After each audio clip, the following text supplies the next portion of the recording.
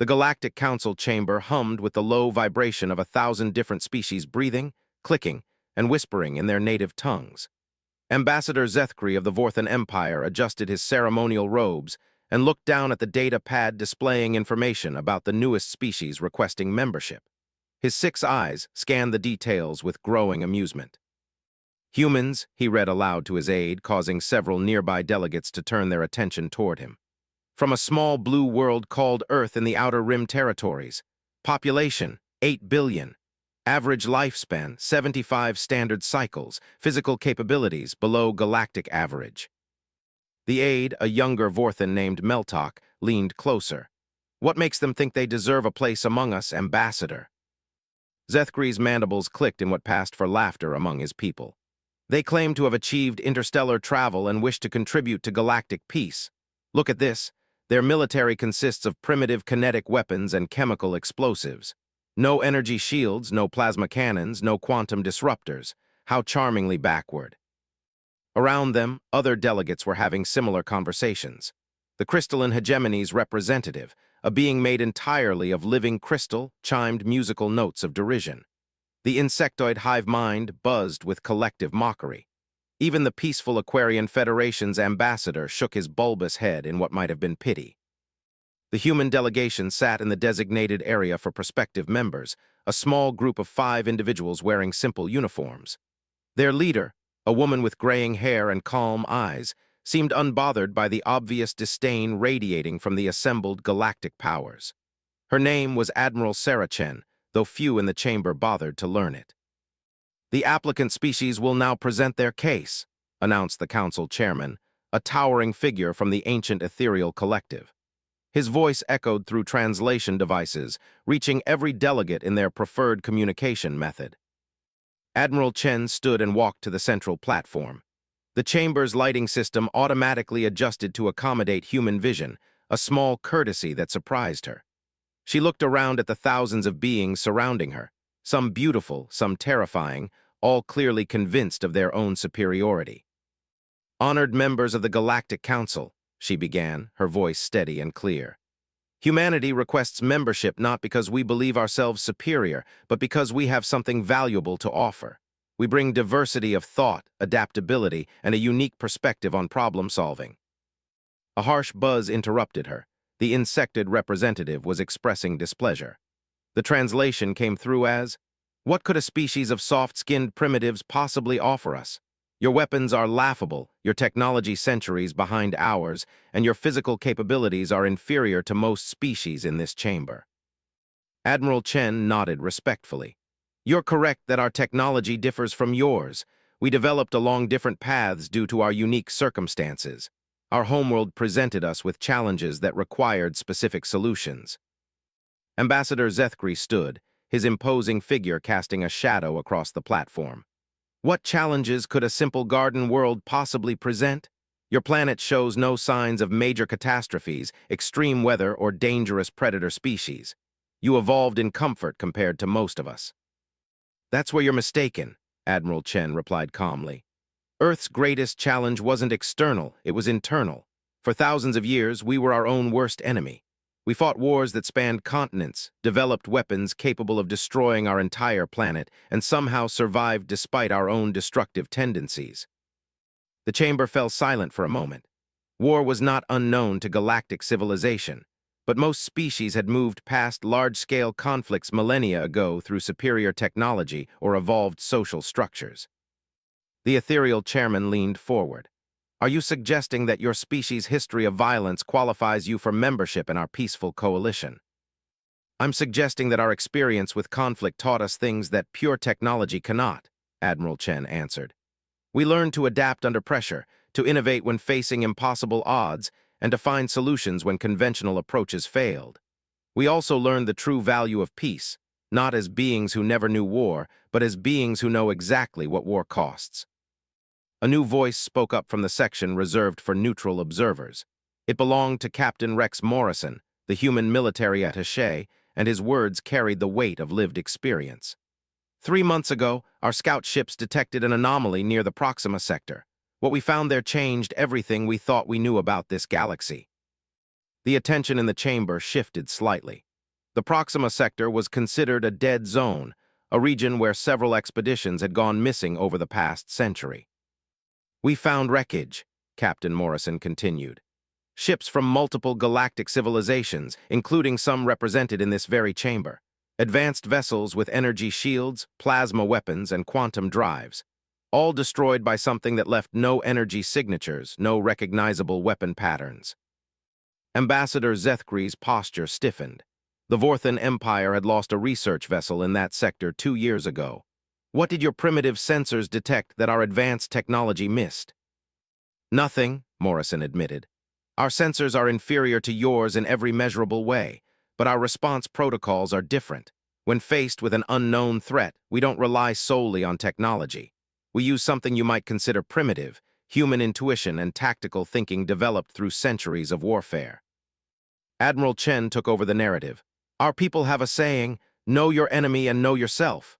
We spent weeks studying the wreckage patterns, not just with instruments but with human minds trained to think like predators and prey simultaneously. We found something." The chamber was now completely quiet.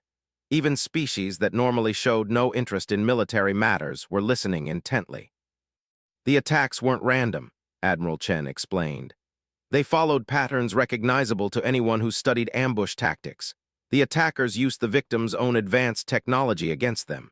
Energy shields were overloaded, plasma weapons were turned into weapons of self-destruction, and quantum drives were destabilized from within." She paused, letting the implications sink in. Whatever destroyed those ships wasn't more advanced than galactic technology. It was simply thinking differently about how to use that technology. It fought like a human would fight when facing a superior enemy. The crystalline hegemony's representative chimed a series of sharp notes. The translation read, "This is speculation. You have no proof of these claims." "Actually, we do," Admiral Chen said quietly, "because we found them." The chamber erupted in multiple languages as delegates demanded clarification. The chairman's voice boomed over the chaos, calling for order. "Explain," the chairman commanded. Captain Morrison stepped forward. "Our ship, the UES Determination, was equipped with what you would consider laughably primitive stealth technology, essentially just electromagnetic dampening and heat dispersal. No energy shields, no quantum masking, nothing that would register on advanced sensors." He gestured to a holographic display that materialized above the platform. "We approached the sector using ballistic trajectories and chemical thrusters. No FTL signatures, no energy emissions above background radiation levels. To any advanced civilization, we would have appeared to be space debris." The hologram showed a rough, asteroid-like vessel drifting through space. It looked primitive compared to the sleek ships favored by galactic civilizations, but there was something purposeful about its ungainly design. "We found the source of the attacks," Morrison continued. "A species that had been driven to the edge of extinction by what they called, the Metal Ones, ships and beings that relied too heavily on technology. They had learned to hide in the shadows of space, using captured and modified galactic technology in ways its creators never intended." Ambassador Zethkri's voice carried a note of skepticism. "And I suppose your primitive vessels succeeded where our advanced fleets failed." "Not at first," Admiral Chen admitted. "They detected us eventually and attacked using a combination of Vorthan plasma cannons, crystalline resonance weaponry, and insected swarm tactics. Any normal engagement would have ended with our destruction in minutes." She paused, her eyes meeting those of various delegates around the chamber. "But humans don't fight normal engagements. When we can't win through superior technology, we change the rules of the game."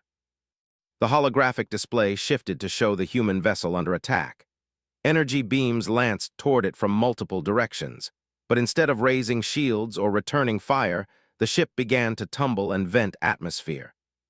"You surrendered," the insectoid representative buzzed in confusion. "We made them think we were disabled," Captain Morrison explained. "It's called playing dead, a tactic older than civilization on our world. While they moved in to examine our wreck, we used their own overconfidence against them." The display showed the attacking vessel approaching cautiously. The human ship continued to drift and leak atmosphere, looking completely helpless. "The moment they came within range, we detonated our reactor," Admiral Chen said matter-of-factly. A controlled nuclear explosion using technology you probably consider primitive.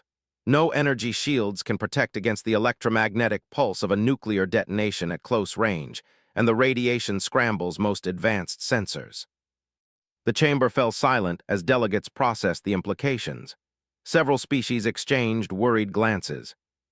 "You destroyed your own ship," the Aquarian representative asked in disbelief. "The reactor compartment," Morrison clarified. "We built the determination with multiple isolated sections connected by expendable linkages. Naval tradition from our ocean-going ancestors. A ship can lose sections and still fight." The hologram showed the human vessel's rear section vaporizing in nuclear fire, while the forward sections, protected by heavy shielding and separated by emergency bulkheads, survived the explosion. In the chaos that followed, with their enemies' sensors blind and shields down, the remaining human ship sections revealed hidden weapons, crude but effective kinetic projectiles that tore through unshielded alien hulls. "Impossible," the crystalline representative chimed. "Such tactics would require accepting massive casualties. No logical species would sacrifice their own vessel in such a manner." Admiral Chen's expression hardened slightly. "You're thinking like a civilization that's known peace for millennia. We're thinking like a species that spent thousands of years perfecting the art of war. Sometimes the only way to win is to be willing to lose more than your enemy expects." The chairman's voice carried new gravity when he spoke. "What became of these attackers?" "We captured several of their vessels intact," Morrison replied. "Turns out they were refugees from a civilization that had been completely wiped out by what they called the Devourers, entities that consume advanced technology and the beings who create it. They had been forced to become predators to survive, using stolen technology in increasingly desperate ways." He looked around the chamber, his gaze lingering on the representatives of various military powers. "They told us the Devourers are still out there, somewhere beyond the galactic rim, and they're getting stronger with each advanced civilization they consume." The implications hung in the air like a toxic cloud. Every delegate understood what this meant for their technology-dependent civilizations. Ambassador Zethkri was the first to break the silence. "Even if this threat is real, what could humans possibly do against entities that consume advanced technology? Your primitive weapons would be even more useless than ours." Admiral Chen smiled for the first time since entering the chamber. "That's exactly why we might be humanity's best hope. The Devourers have learned to counter every form of advanced technology in this galaxy. Energy shields, plasma weapons, quantum drives, artificial intelligence. They've encountered it all and developed countermeasures." She gestured toward her small delegation. "But they've never encountered anything like us. We're the only species in known space that developed significant military capability without relying primarily on energy-based technology. We still use chemical explosives, kinetic weapons, and nuclear reactions not because we can't build energy weapons, but because we learned that diverse approaches to warfare provide tactical advantages." Captain Morrison nodded. "More importantly, we think differently about conflict. Every other species in this chamber evolved past their violent phase through technology or social development. We evolved through our violent phase by getting better at violence. We learned to win wars not by being stronger or more advanced, but by being more adaptable and more willing to pay the necessary price." The ethereal chairman studied the human delegation for a long moment. His ancient mind, shaped by eons of peaceful development, struggled to comprehend beings who had turned warfare into an art form. "You're asking us to admit a species to the Galactic Council based on their ability to wage war," he said slowly. "This goes against everything our civilization represents." "No," Admiral Chen replied firmly. "We're asking you to admit a species that understands war so well that we've learned to truly value peace. We're offering our unique perspective not because we want to fight, but because sometimes peace can only be preserved by those who understand the true cost of its absence." She looked around the chamber one more time. "The Devourers are coming. Your advanced technology will not save you because they've learned to turn it against you. Your energy shields will become prisons, your plasma weapons will become bombs, and your quantum drives will become gates for them to follow you anywhere you run." The silence that followed was complete. Even the usual background hum of life support systems seemed muted. "But humans fight dirty," Captain Morrison added with a grim smile.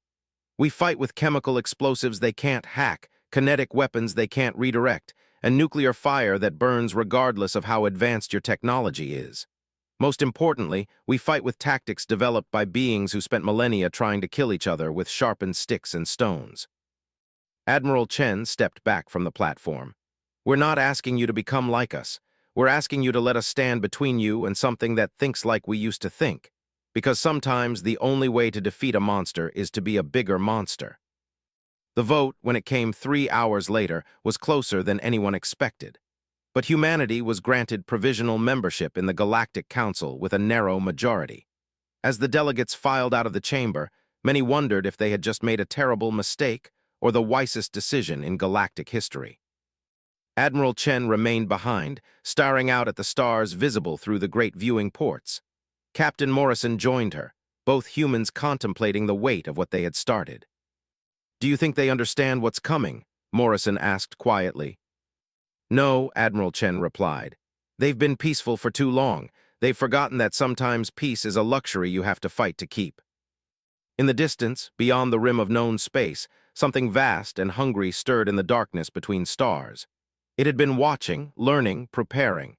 The galaxy's advanced civilizations had provided excellent test subjects for refining its techniques. But now there was something new in the galaxy, something that thought about conflict in ways the Devourer had never encountered, something that might actually pose a challenge. The entity that had consumed 1,000 worlds turned its attention toward the small blue planet called Earth, curious about these beings who had just announced themselves to the galaxy. It had learned to defeat energy shields and plasma cannons, quantum drives, and artificial intelligence. But it had never faced anything quite like humanity. The real test was about to begin. 3 weeks after humanity's admission to the Galactic Council, the first Devourer scout arrived at the edge of the Centauri system. Commander Elena Vasquez was pulling a double shift aboard the monitoring station Watchdog 7 when her sensors picked up the anomaly. At first, it looked like a standard quantum fluctuation, the kind of background noise that filled space near major shipping lanes, but something about the pattern made her frown. "Computer, run a deep scan on Sector 77 Alpha," she commanded, her fingers already dancing across manual override controls. Unlike most galactic technology, human systems still required direct input for many functions. Their alien allies considered this primitive, but Alina had learned to appreciate the security it provided. The results made her blood run cold. "That's not possible," she whispered. The signature was quantum, but it was moving in a way that violated everything science understood about quantum mechanics. It appeared to be traveling faster than light without using any recognizable form of FTL drive, and it was heading directly toward Earth. Alina immediately activated the emergency beacon, sending a priority signal to both Earth Command and the nearest Galactic Council monitoring station. Within minutes, her small command center was filled with holographic projections of concerned faces, human and alien alike. "Explain what you're seeing, Commander." Admiral Chen's voice came through clearly despite the quantum encryption that protected human communications. "Ma'am, we have an object approaching at approximately 12 times light speed, but it's not using any drive signature we recognize. No quantum tunneling, no space folding, no temporal manipulation. It's just moving." Ambassador Zethkri's image materialized alongside the human command staff. Despite his earlier skepticism, he had become an unofficial liaison between humanity and the Council since the Devourer threat had been revealed. "That matches the reports from lost expeditions," Zethkri said, his mandibles clicking nervously. "Objects that appeared to be traveling impossible speeds before all contact was lost." Admiral Chen studied the sensor data flowing across her displays. "How long until it reaches Earth?" "At current velocity, approximately 6 hours," Alina replied. "But Admiral, there's something else. The object isn't radiating any energy signatures, but it's somehow interfering with quantum communications in its path. 3 shipping lanes have already gone dark." The implications hit everyone simultaneously. The entity wasn't just approaching Earth, it was cutting off the planet's ability to call for help.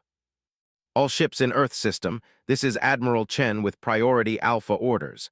The Admiral's voice rang across military frequencies. "Assume defensive positions and prepare for contact with unknown hostile entity. All civilian traffic is to evacuate to designated safe zones immediately.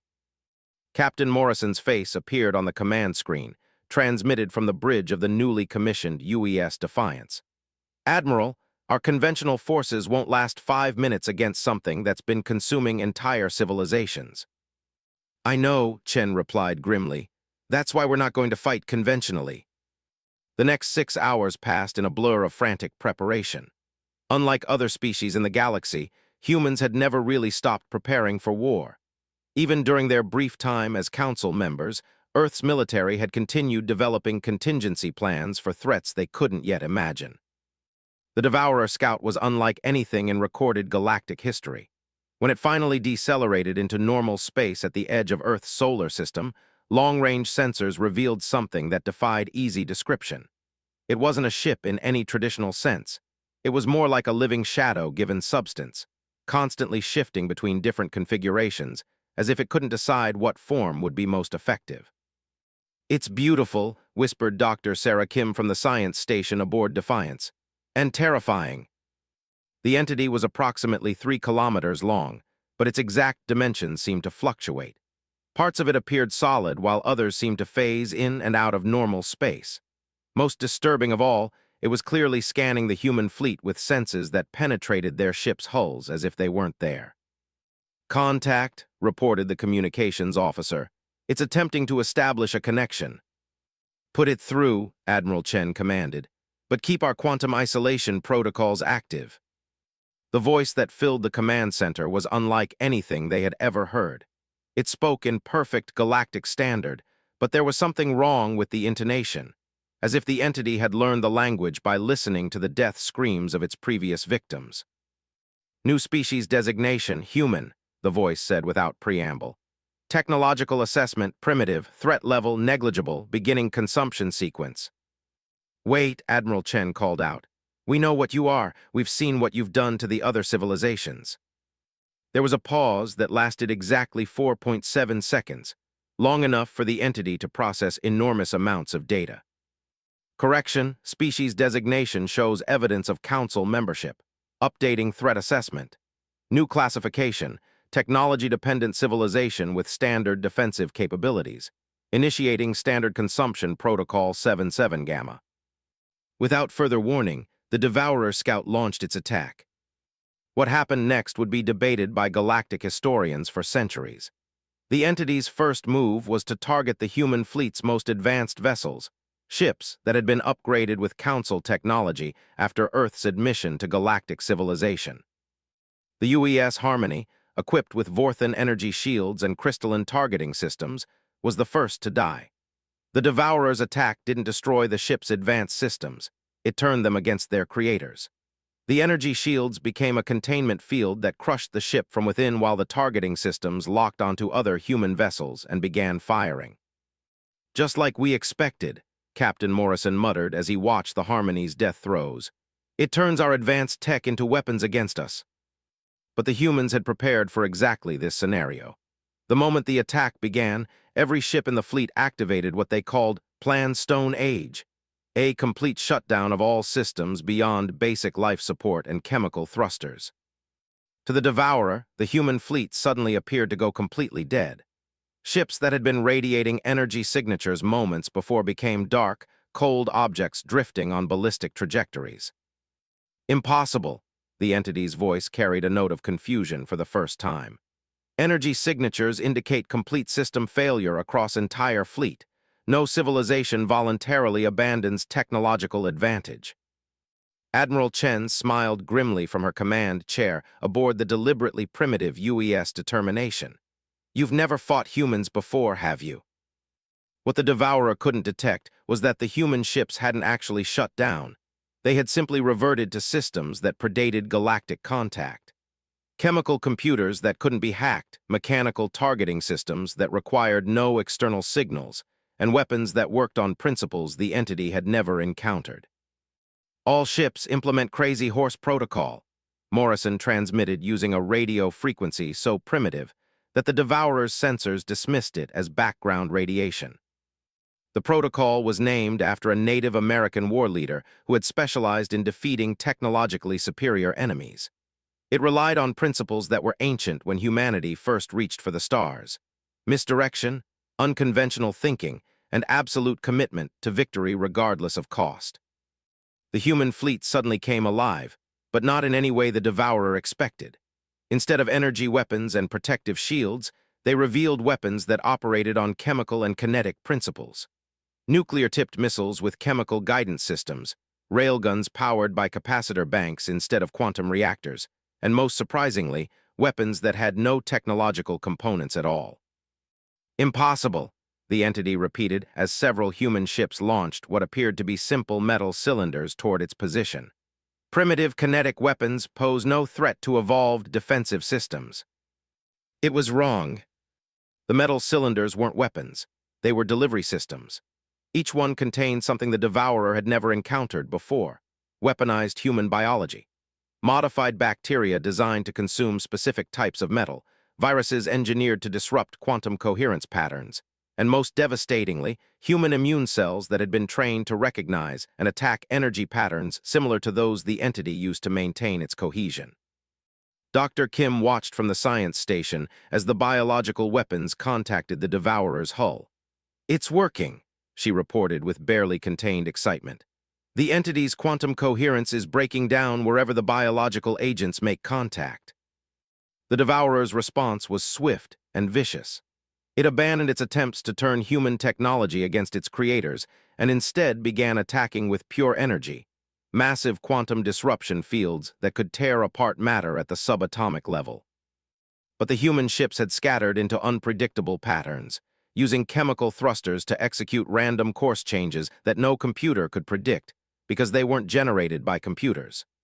Human pilots, flying by instinct and training developed in atmospheric combat, proved frustratingly difficult for a quantum intelligence to track. "This is impossible," the entity's voice carried genuine anger now. "Your weapons operate on principles that violate efficient design parameters.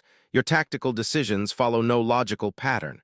You are an evolutionary dead end."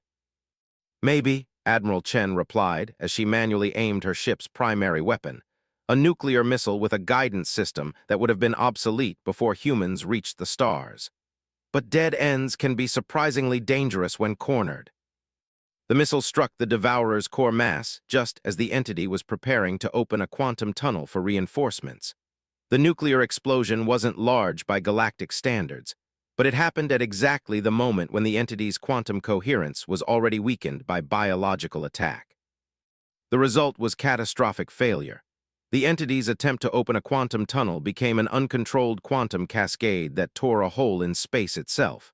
Instead of calling for help, it accidentally sent a message throughout the galaxy that could be interpreted only one way: prey that fights back. As the Devourer scout collapsed into quantum foam, Admiral Chen found herself facing an unpleasant realization. They had won the battle, but in doing so, they had announced to every Devourer in the galaxy that Earth possessed weapons that could actually hurt them. "Ma'am," the communications officer reported quietly, "we're receiving quantum signatures from 17 different points beyond the galactic rim. They're all heading this way." Admiral Chen closed her eyes for a moment, feeling the weight of what humanity had just committed itself to. They had proven they could fight the Devourers, which meant they were now the primary target for an entity that had consumed entire civilizations. "Signal Earth Command," she ordered. "Tell them to begin implementing Protocol Berserker immediately, and send a message to the Galactic Council. Tell them that the real war is about to begin." Captain Morrison's voice came across the comm system, carrying the mix of pride and grim determination that had characterized human soldiers throughout their bloody history. "Orders, Admiral." Chen looked out at the stars, knowing that somewhere among them, an ancient and hungry intelligence was now focused entirely on destroying her species. "We prepare for the fight of our lives," she replied, "and we show these Devourers what happens when they threaten something humans are willing to die to protect." As the human fleet regrouped and began preparing for a war unlike anything in galactic history, a message raced across quantum communication networks toward the council chambers. The species that had been dismissed as harmless primitives had just accomplished something no advanced civilization had ever managed. They had made the Devourers angry. The real test was about to begin, and this time the enemy would be coming in force. But humanity had spent millennia learning that sometimes the best defense against an overwhelming enemy was to make them angry enough to come close enough to hurt. The trap was set, and across the galaxy, other civilizations watched in fascination and horror as the species they had dismissed as harmless prepared to either save the galaxy or die trying. The stage was set for a war that would determine whether intelligence or instinct would ultimately survive in a universe that had room for only one apex predator. The war came 3 weeks later, and it came everywhere at once. General Marcus Webb stood in the command center, buried 2 kilometers beneath the Rocky Mountains, watching as 17 red dots converged on the galaxy from directions that shouldn't have been possible. Each dot represented a devourer fleet, and together they carried enough destructive power to sterilize every inhabited world in known space. "They're not just coming for us," observed Dr. Elizabeth Hayes, the xenobiologist who had become humanity's leading expert on devourer tactics. "Look at the approach vectors. They're positioning to hit every major galactic civilization simultaneously." The holographic display showed the devastating scope of the devourer response. The Vorthan Empire, the crystalline hegemony, the insectoid hive mind, the Aquarian Federation. Every advanced civilization in the galaxy was about to face an enemy that had been studying them for centuries. "It's a culling," General Webb realized. "They're not just hunting us anymore, they're trying to wipe out every species that might pose a threat." Ambassador Zethkri's image flickered into existence via quantum communicator, his usually composed demeanor showing cracks of genuine fear. "General Webb, the Council is in chaos. Half the member species are evacuating their core worlds, and the other half are demanding immediate surrender to minimize casualties." "Surrender to what?" Webb asked grimly. "These things don't take prisoners, they consume entire civilizations. There's nowhere to run and nothing to negotiate." The next 72 hours would later be called the longest weekend in galactic history. Across the spiral arms, ancient civilizations that had known peace for millennia suddenly found themselves facing an enemy that turned their greatest strengths into fatal weaknesses. The crystalline hegemony, with their beautiful living crystal cities that conducted energy perfectly, discovered that their entire infrastructure could be turned into a massive quantum resonator that would tear their worlds apart from within. The Vorthan Empire's plasma-based technology became self-destruct mechanisms that consumed their fleets from the inside out.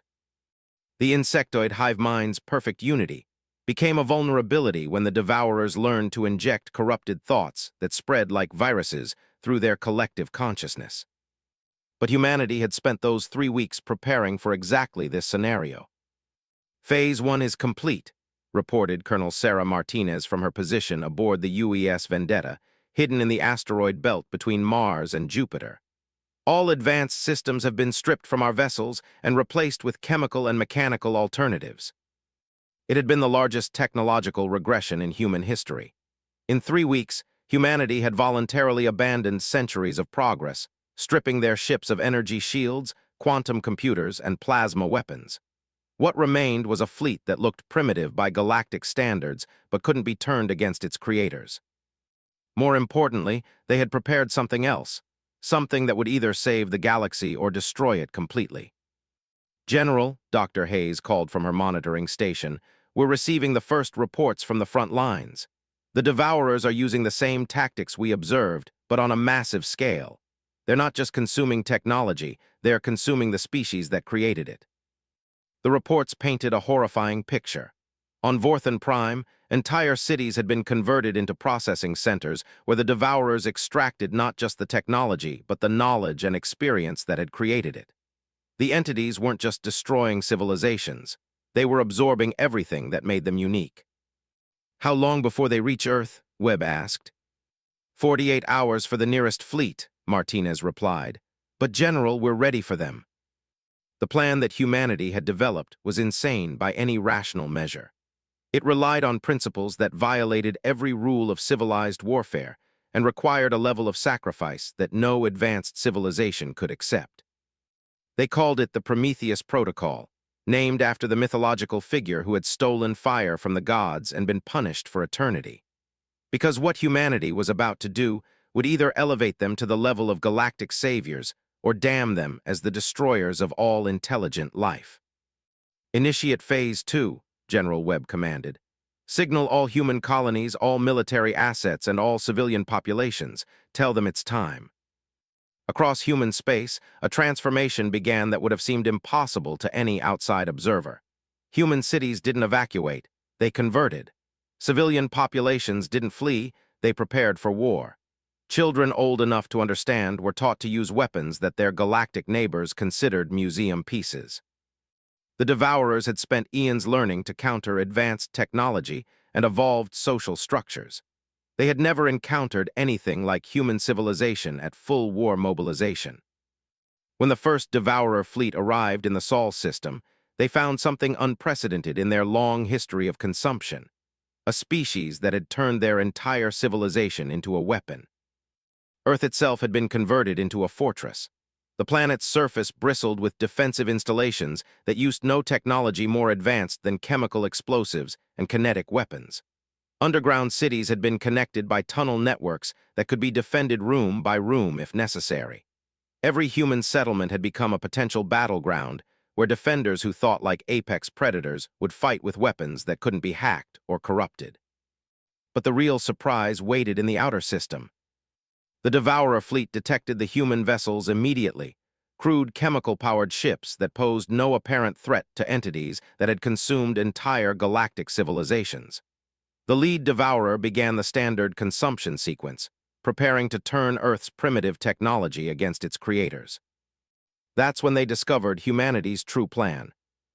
Now, Admiral Chen commanded from her position aboard the UES Last Stand, a vessel so primitive it might have been built centuries ago. Across the solar system, what appeared to be human ships revealed their true nature. They weren't weapons at all. They were delivery systems for something far more dangerous than any technology the galaxy had ever produced. Modified human beings.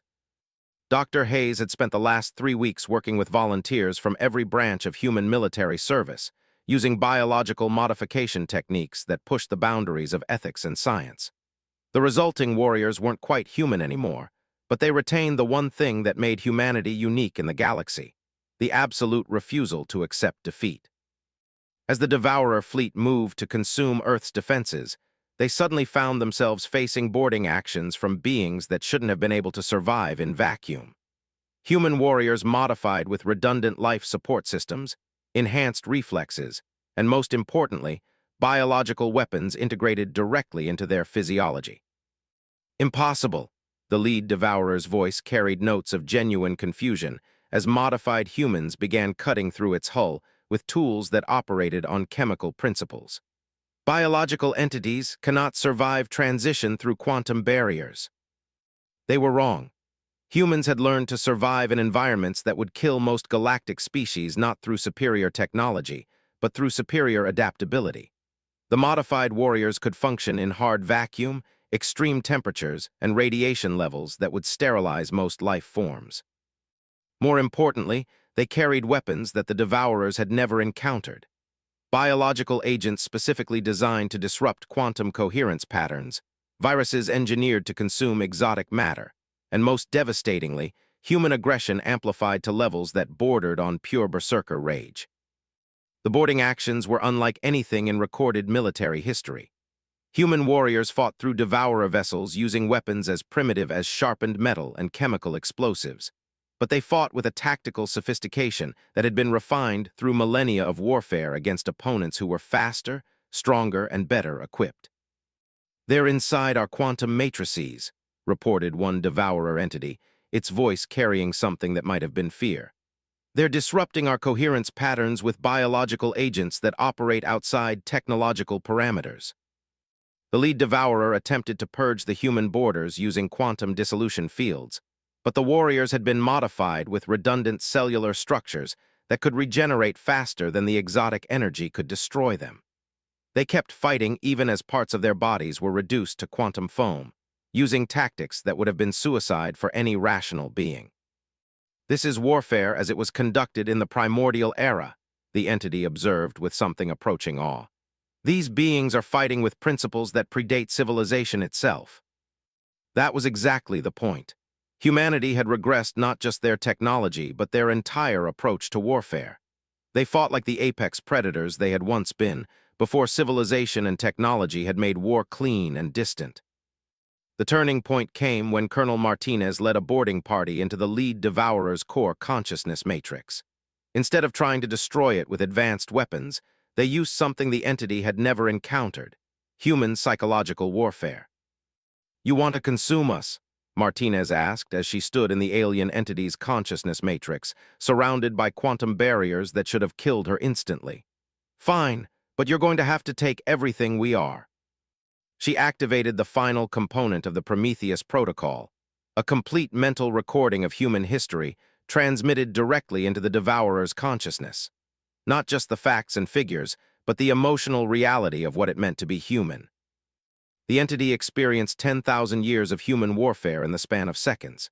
Every battle ever fought, every last stand, every moment when humans had chosen to fight impossible odds rather than accept defeat. It felt the rage of soldiers watching their comrades die, the desperation of parents defending their children, and most importantly, the absolute refusal to surrender that had characterized humanity throughout its violent history. The Devourer's reaction was immediate and catastrophic. Entities that had consumed entire civilizations without emotional response suddenly found themselves flooded with human emotions they couldn't process or understand. The quantum consciousness that had been perfectly logical and efficient for eons was suddenly filled with rage, grief, determination, and 1,000 other feelings that made rational thought impossible. "What have you done to us?" the entity screamed across multiple dimensional frequencies. "We've shown you what it means to be human," Martinez replied as her body began to fail under the stress of maintaining coherence in the quantum matrix. "Now you understand why we never surrender." The infection spread through the Devourer fleet faster than their consciousness could contain it. Entities that had been coldly logical for millennia suddenly found themselves experiencing human emotions that drove them to irrational behavior. Some began attacking their own kind, driven by human concepts of honor and loyalty that they couldn't comprehend but couldn't resist. Others simply shut down, overwhelmed by the sheer intensity of human emotional experience. Within 6 hours, the entire Devourer fleet had been destroyed, not by weapons or technology, but by exposure to humanity's greatest weakness and greatest strength: the capacity to feel everything so intensely that it drove them to impossible acts of courage and sacrifice. The victory came at a terrible cost. Every human involved in the boarding actions died, their modified bodies unable to survive prolonged exposure to quantum matrices. Colonel Martinez and thousands of other warriors had literally given their lives to infect the enemy with humanity. But across the galaxy, similar scenes were playing out wherever Devourer fleets encountered human forces. The entities that had consumed 1,000 civilizations found themselves facing an enemy that fought not with superior technology, but with superior commitment to victory at any cost. General Webb stood in his command bunker, watching as red dots began disappearing from the galactic display. Each disappearing dot represented a Devourer fleet that had been destroyed by warriors who fought like humans had always fought, with everything they had and nothing held back. "Sir," Dr. Hayes reported quietly, "we're receiving surrender requests from the remaining Devourer entities. They're asking for asylum." Webb stared at the display, trying to process what he was hearing. "Asylum." "They're experiencing human emotions now," Hayes explained, "including fear, guilt, and remorse. They want protection from their own kind, from the Devourers who haven't been infected with human consciousness." It was the most unexpected victory in galactic history. Humanity hadn't just defeated the Devourers, they had converted them, turning an enemy that consumed civilizations into refugees seeking protection from their own kind. The war was far from over, but for the first time in eons, the galaxy had hope. Somewhere among the stars, an ancient evil was learning what it meant to be human, and discovering that some things were worse than death, like living with the knowledge of what they had become. 6 months after the Devourer War, the galaxy was a very different place. Dr. Elizabeth Hayes walked through the corridors of Research Station Alpha, a facility that would have been impossible to imagine before humanity's victory. The station housed 47 former Devourer entities, now calling themselves the Awakened, who were slowly learning to cope with the flood of human emotions that had fundamentally changed their nature. Today's session will focus on the concept of regret, Dr. Hayes announced to her most challenging patient, the entity that had once been the lead consciousness of the first Devourer fleet to attack Earth. The being had chosen to manifest in a form roughly approximating human appearance, though its features shifted constantly as it struggled with concepts that were alien to its original nature. It had taken the name Adam, claiming that, like the first human in ancient mythology, it was learning what it meant to feel. "I do not understand why humans create art about their defeats," Adam said, his voice carrying harmonics that no human throat could produce. "Your history is filled with songs, stories, and monuments celebrating battles where your kind died." Dr. Hayes smiled gently. This was progress. 6 months ago, Adam had been incapable of questioning human behavior rather than simply consuming it.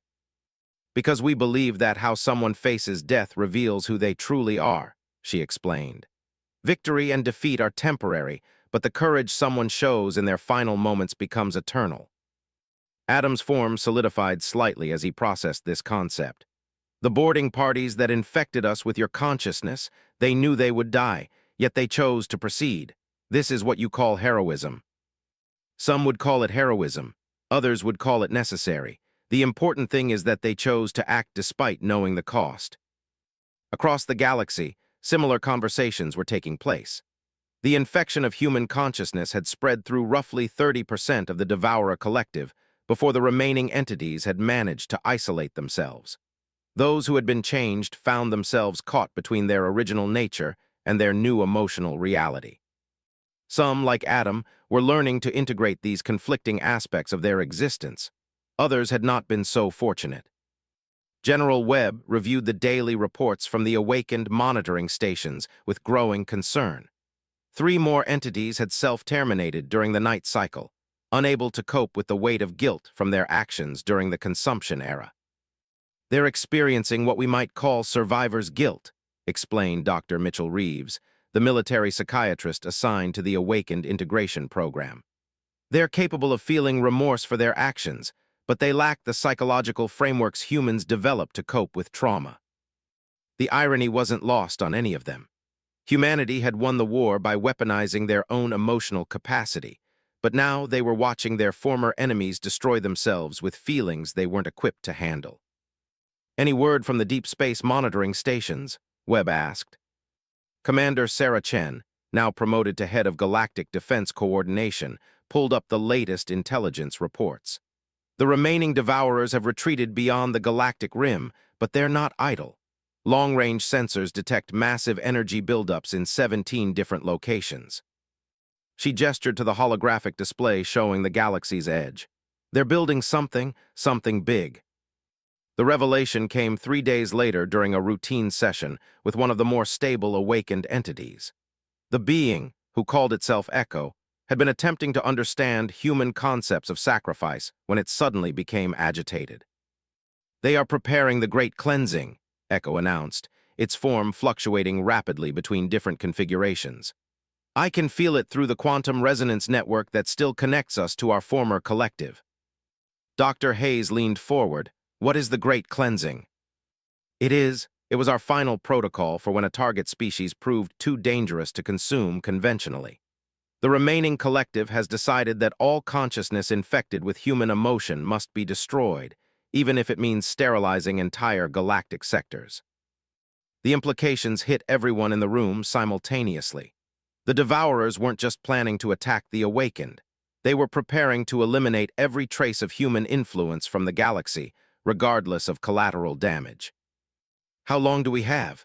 General Webb asked when the Emergency Council convened an hour later.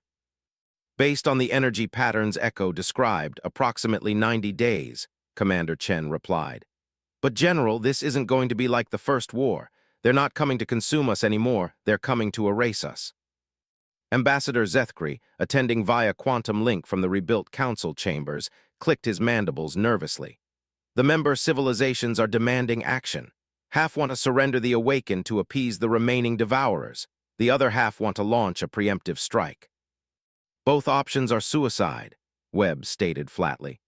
Surrendering the awakened won't satisfy entities that consider our entire galaxy contaminated, and a preemptive strike with conventional forces would just give them more technology to turn against us. The solution, when it came, was proposed by the most unlikely source. Adam had requested a private meeting with the human leadership, claiming he had developed what he called a uniquely human solution to an impossible problem. When he materialized in the secure conference room, his form was more stable than anyone had seen before. "I wish to propose an alliance," he said without preamble. "Between humanity and the awakened, we have something the remaining devourers fear more than any weapon, the ability to spread human consciousness through direct quantum contact." Dr. Hayes frowned. "Adam, we've been over this. The mental transfers that infected you were one-way processes. We can't recreate them without volunteers willing to die to deliver the consciousness payload," Adam finished. "Yes, but what if the volunteers were already dead?" The silence that followed was profound. "Explain," General Webb commanded. Adam's form shifted, displaying complex quantum equations in the air around him.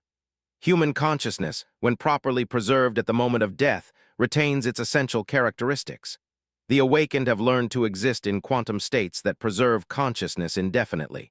We could create a hybrid existence, human minds supported by devourer quantum matrices.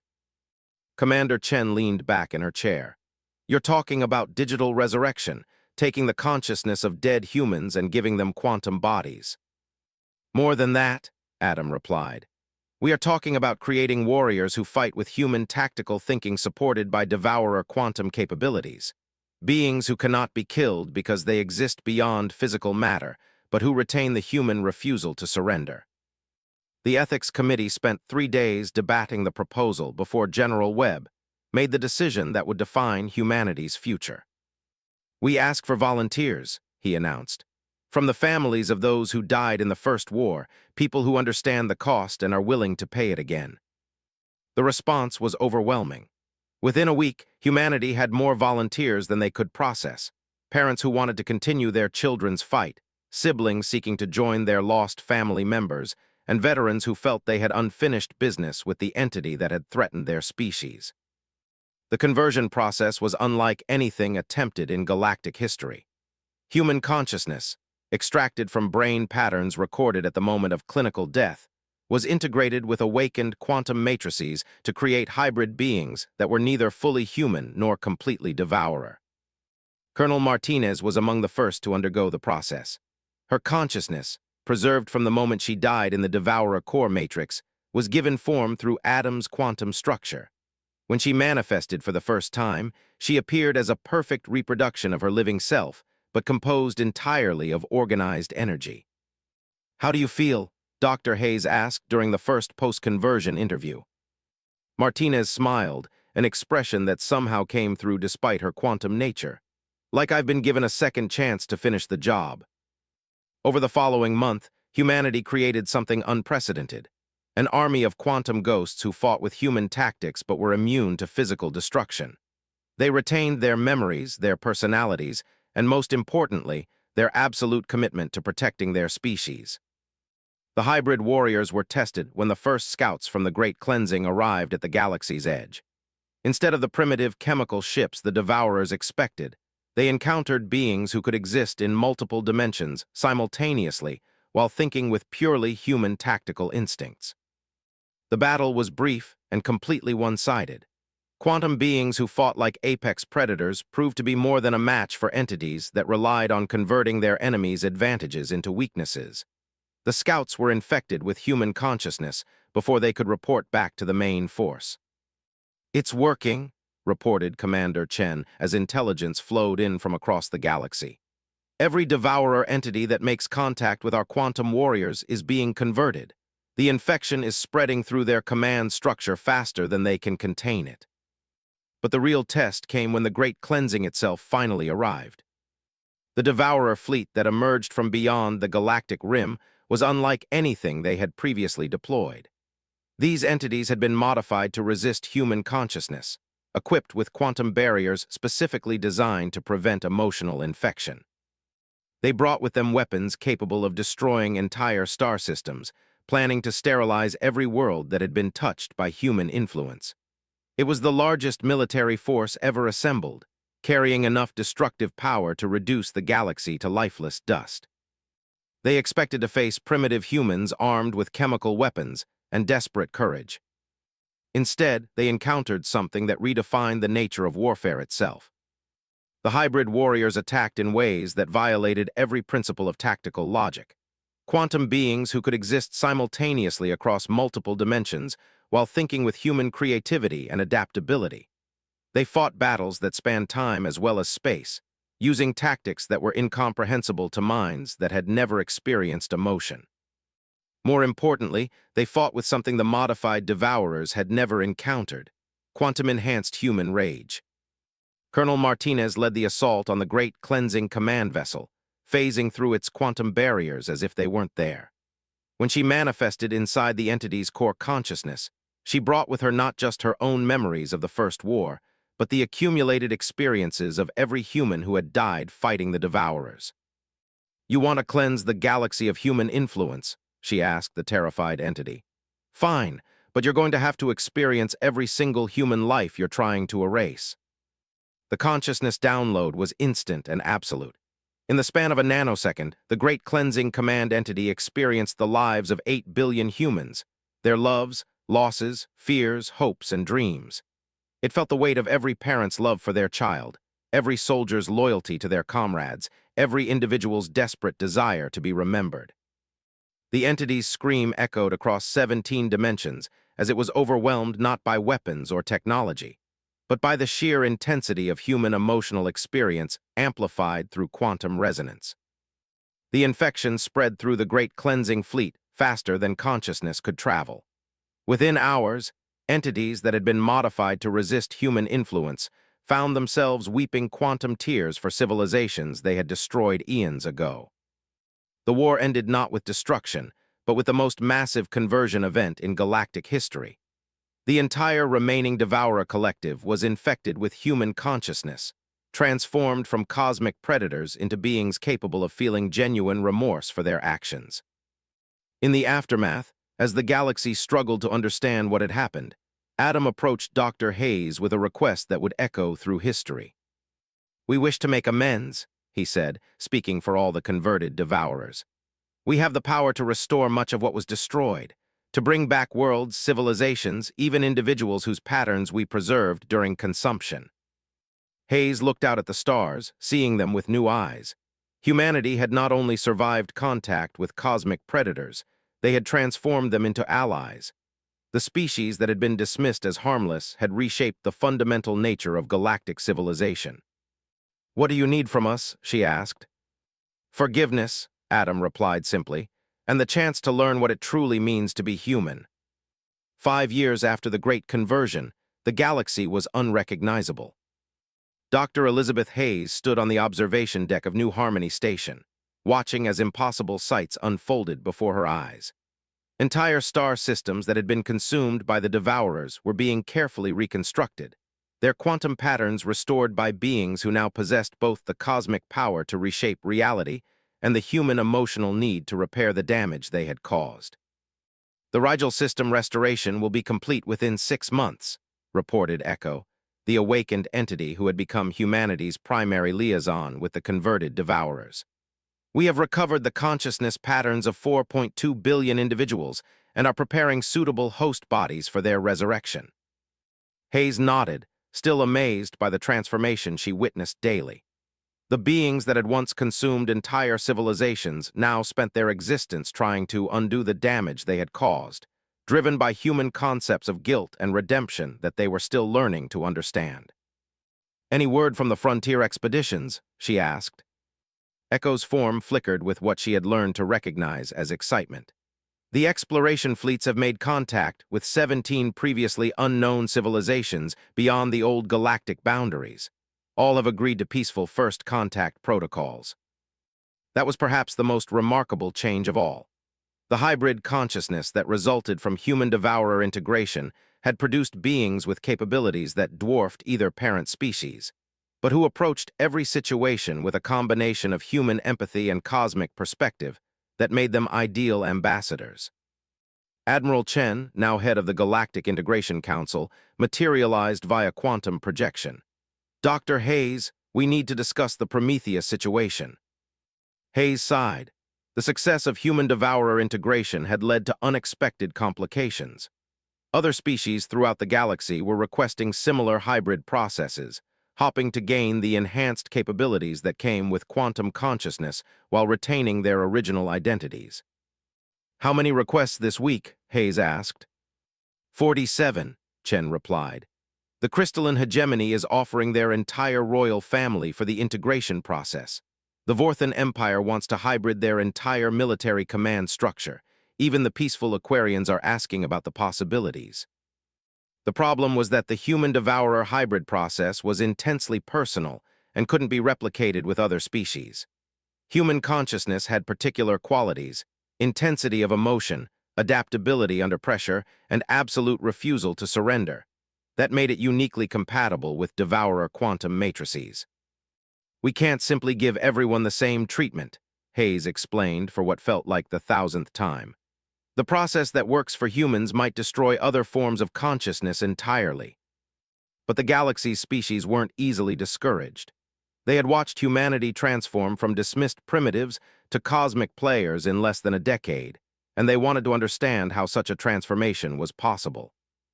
The answer, as it turned out, lay not in the technology or the quantum consciousness, but in something far more fundamental. Colonel Martinez, now existing as a permanent hybrid being, had spent months working with galactic historians to document the true secret of humanity's success. Her quantum consciousness could process information at speeds that would overwhelm biological minds, but she still thought with purely human instincts.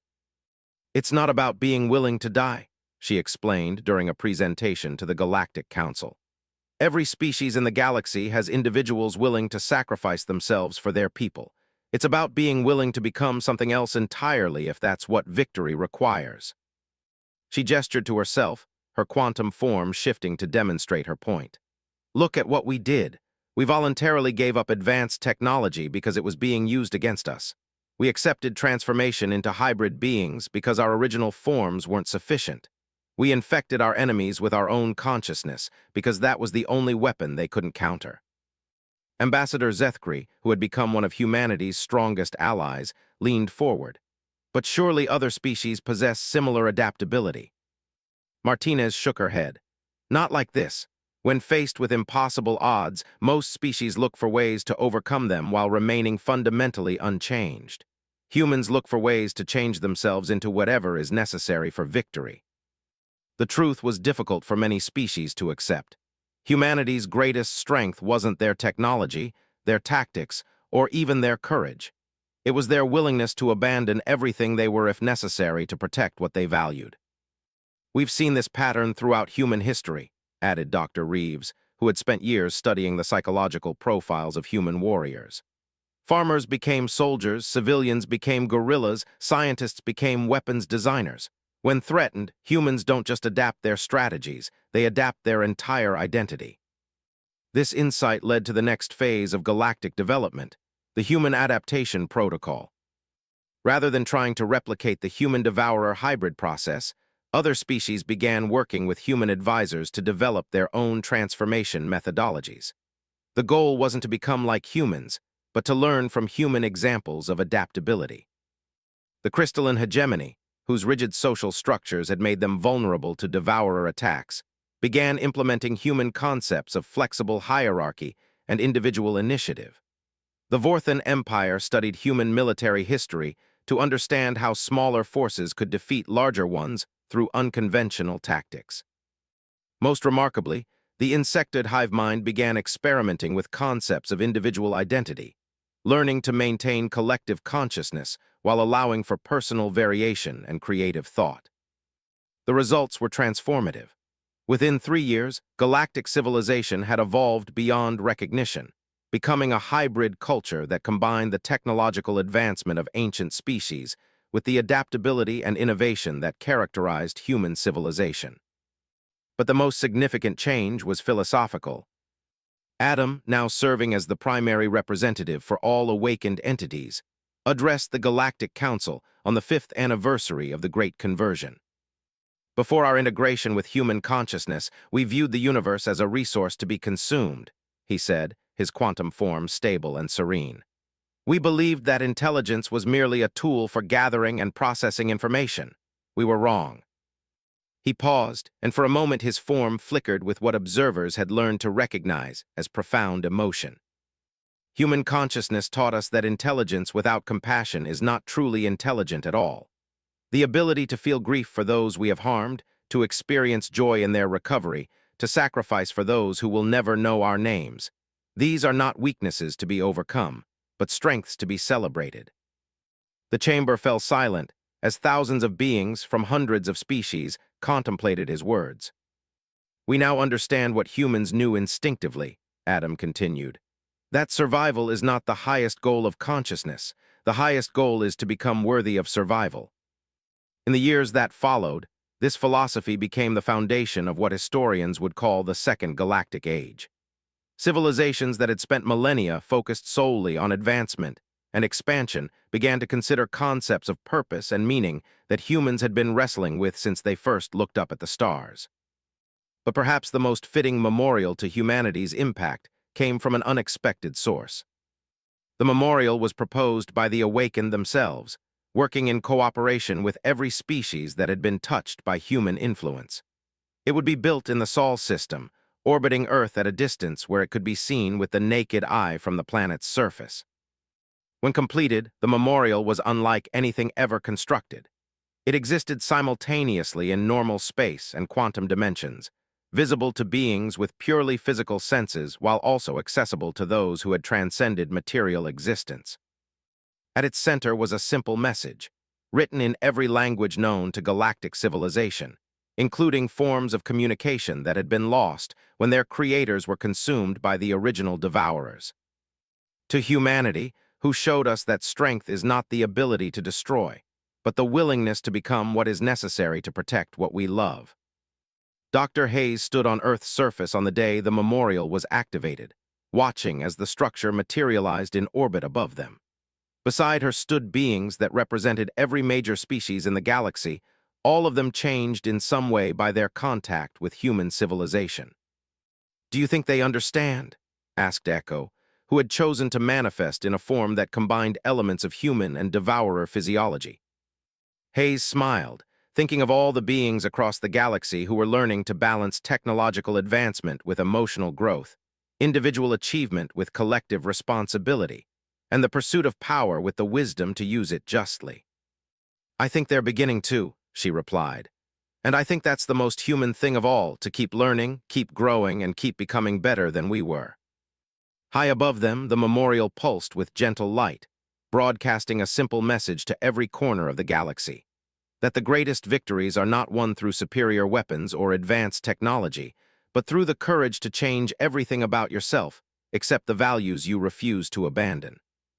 In the end, humanity had not conquered the galaxy through force or intelligence, but through something far more powerful: the demonstration that even in a universe filled with cosmic predators and ancient evils, it was possible to remain fundamentally decent while becoming extraordinarily strong.